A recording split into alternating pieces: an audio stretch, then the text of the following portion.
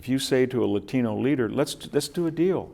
We give you the DREAM Act, we shut the border, we only have legal immigration, what are they going to say?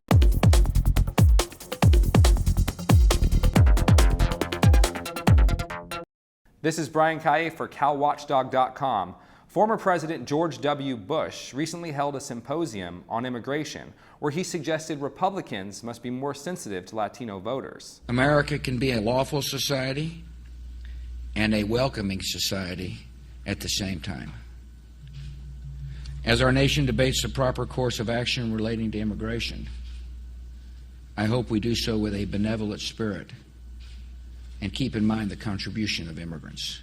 I asked Victor Davis Hanson if the GOP's future would be brighter if they were more sensitive to Latino communities.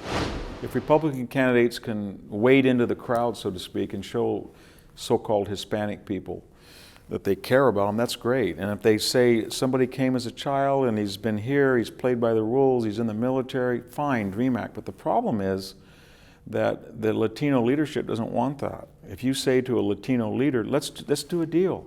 We give you the DREAM Act, we shut the border, we only have legal immigration, what are they going to say? They're going to say, well, who are you going to let in? And you're going to say, we're going to let in people with bachelor's degrees, with capital, who speak English from Korea or China or Mexico, but we're going to have immigration that's legal and it's predicated on qualification. They're going to say that's discriminatory.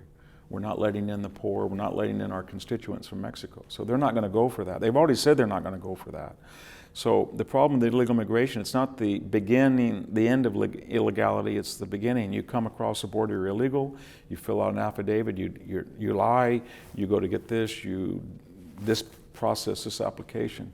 And the tragedy of this is that the old melting pot of immigration, assimilation, and integration is working. And it works well when 50,000 people come from Mexico legally. It does not work well when 300,000 come from Mexico illegally, without English, without a diploma, and without legality.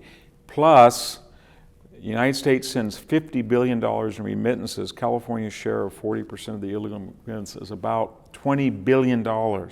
Think of it, $20 billion leaves the state, goes to Mexico, and 1/4 of illegal immigrant families are on social assistance or cultural assistance, whatever we want to call assistance, whether it's legal assistance, educational assistance, health assistance. And so people are sending, $300 a week to Mexico. Makes no sense. We should say, you know what?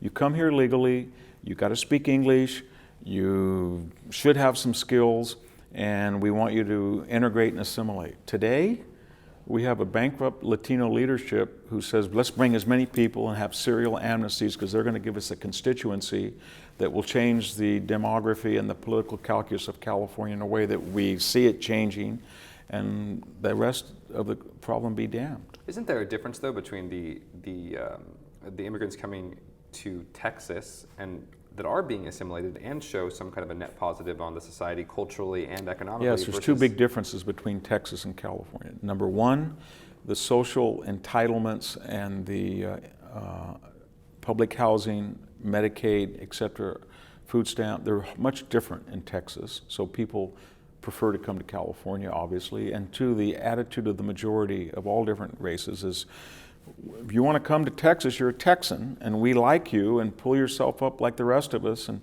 we don't care what you look like or what your accent is, but you got to play by Texas rules. The California attitude, if I could sum it up, is among Latinos is we're building a new type of society here that we want you to come and get hooked on entitlements because we're going to represent you collectively.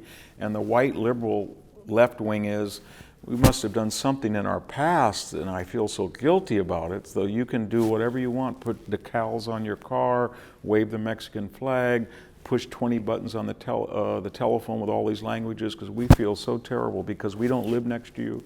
We don't have confidence in our culture. We don't want to see you.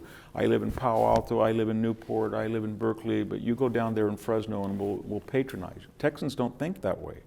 They think, you know what, if he can work, I don't care what color he is, but damn it if I'm going to give him an extra boost or this person based on their color. And the funny thing is, I think that California is much more racist because I think this is perpetrated by an elite white class that does not want to live next to Mexican people from Mexico. So they dream up all of these psychological compensations so that they don't want to live in Stockton. I mean, you go to Stockton today, you can get a 1,500 square foot home for $90,000.